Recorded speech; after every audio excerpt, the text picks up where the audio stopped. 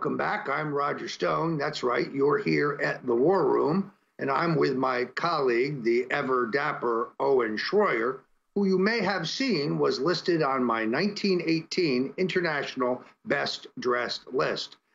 It is an honor well deserved. Now, coming up next is a special guest who watched the president's address last night and texted me immediately. As I think many of you know, the president proposed in the art of the deal, the art of compromise, a metal slat fence that would be an effective deterrent on our southern border to illegal immigration. But our next guest, Adam Powers with 9 Fiber LLC, has a different idea. Adam, welcome back to the War Room. Thank you for having me again, Roger. So tell us, I know that you were very excited about the president signing a bill that authorized once again the farming of industrial hemp of the United States. And I know that you yourself have developed a number of proprietary processes for innovative uses of hemp. But I understand that hemp can be used to make some kind of concrete that is both less expensive and more durable than our standard concrete, and that you have an idea for the wall. Lay it on us. That's correct. I believe the president should not falter on his idea for a concrete wall. I think that the more he tries to negotiate with Pelosi and Chuck, the more they just turn it around and make him look like an ass. And I hate to say that because I respect our president with all my heart, but he needs to stand firm, and the American people have spoken. Steel slates are not going to be as effective as a 30-foot concrete wall. It doesn't have to be an eyesore. We can have some of America's young, talented Democrat artists come down there and paint beautiful murals if they'd like to. But the areas of the wall that I suggest need to be built are the areas in the desert where we do not want humans to be brought through because it's treacherous terrain, it's dangerous for anyone doing it, and we do want to put up a sign that says, please do not come through this, a deterrent for people to know that they shouldn't come through there. This wall could be monitored with cameras, and this wall could easily be monitored with drones. But the fact is, there'd be nobody that could get through the wall. And as a deterrent, people would have to go another way. If they went another way, like you said, we could have a beautiful big port of entry, basically right there at the southern border that says, come in legally, and you don't have to go through all of the hardship of the human trafficking and the coyotes that smuggle people across the border. Not to mention that those are the areas where it's very difficult for our border patrol to even patrol because as terrain, it's very difficult. So those are the areas where drug smugglers take advantage of. If we put a 20-foot deep, 30-foot high wall that's 2 feet wide, not only would it act as a barrier, but it also, if made with hemp, it can reduce the CO2 in the air, simultaneously pleasing Nancy Pelosi with her next agenda as far as addressing the greenhouse situation. This would be America and Donald Trump's contribution to lower the CO2 from here on to generations, as this wall made with hempcrete would petrify, literally like the Egyptian rocks on the pyramid. This would petrify, and as it petrifies, it sucks in the CO2, reducing the United States' carbon footprint. So a lot of people find it hard to believe that hemp, a plant, can be used to make a durable concrete. Can you address that? Absolutely. The misconception is that the leaf part of the plant is what is used to make concrete. And quite frankly, it's not. When hemp or marijuana grows, or any plant for that matter, there's a stalk or a stem, okay? Once you remove the skin or the actual green part from around that stalk or stem, the stalk hardens and becomes like wood, very hard wood. If this wood is ground up and added to industrial lime, then it can be made into a sand pour-like mixture that becomes liquid stone and literally petrifies over time. With 2 weeks, minimum of 2 weeks drying, you would have a solid structure that could be made in a matter of weeks. It could start going up with the existing waste of the hemp industry currently on the market. Owen, do you have a question for Adam Powers?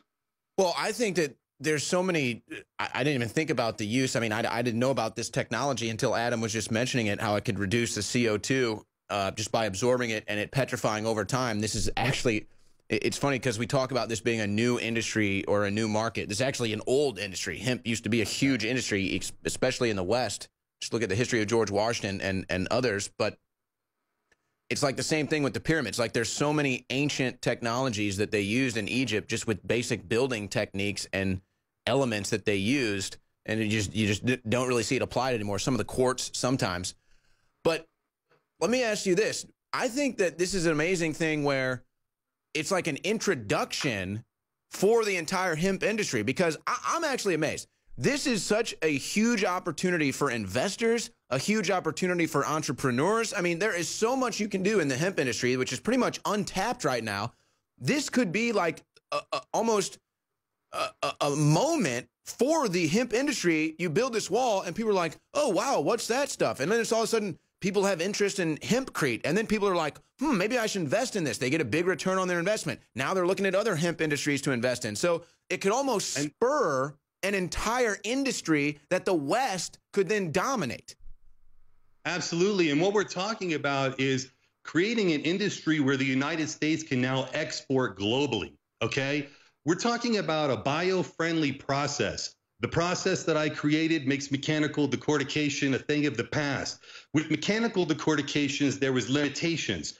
With the chemical process that I created, it creates oxygen. The oxygen is what takes apart the plant. The byproduct of my process is oxygen and water. So simply by processing the hemp, which is needed for the wall, by processing it with my process, we put oxygen into the atmosphere. So all around what we have is a hemp concrete, which is stronger than concrete, more durable, can withstand the stress fractures, mold resistant, compels water resistant, fire resistant, and it's much stronger than normal concrete and much cheaper. And in the process of making it, you're actually eliminating CO2 gases. And while it's made, it stands to petrify, which eliminates CO2 gases while it exists. Well, and I'm looking at two major opportunities for victory here for President Trump. One, you can use this as a political virtue signal issue, if you will, and kind of pander to the left, like you said. Oh, look at the carbon footprint we're saving here. We're saving the world from greenhouse gases. Wow, look what we did with this wall. It's amazing. And now we're sucking up the CO2. Oh, we're so good. Nancy, don't you think this is great? And then force the Democrats to kind of go along with it or show their hand for what they really are, which is just disruptors that don't want to negotiate. And then, I mean, Trump is a guy that understands marketing. I mean, is there a better opportunity to market a wall as a national monument? You have the Great Wall of China. How about the Great Wall of America? How about the Great Wall of America? People will come visit it.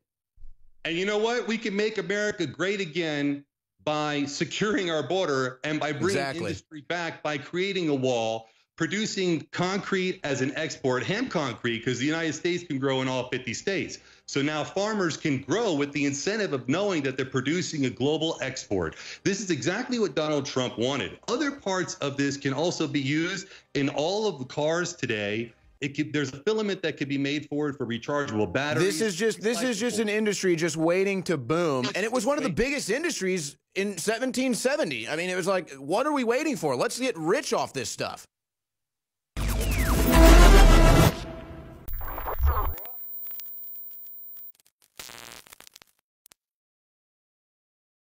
Let's go to Wild Man in Illinois. Thanks for holding, and about to say Happy New Year. Go ahead. Alex, yeah, going into 2019, what Trump's got to do to save America, he's got to declassify FISA, expose the corruption, arrest the traitors, and arrest the pedophiles. That's how he saves America. My opinion, an over-the-road trucker, hardworking, honest man, that's what I believe. I agree. Victory or death. He's now, looks like he's cleaning house. He's getting rid of all the double agents. And the word is Trump is going to go into battle now.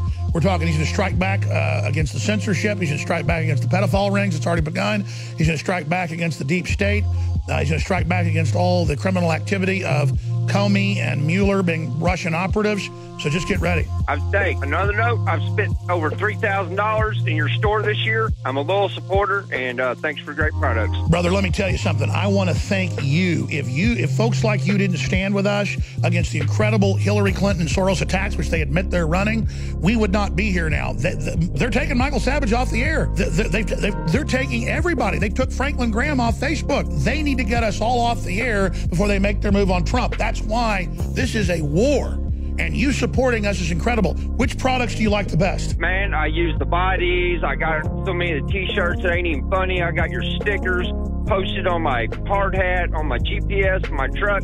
I tell truckers about you over the CB airways all across the country. I spread the word about you. I wear your clothes, your hats, your shirts, you name it.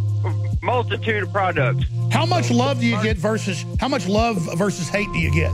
You know, it's people skeptical, but like it's probably about 50-50 or 60-40 your way. It's just so many people got their head in the sand out here.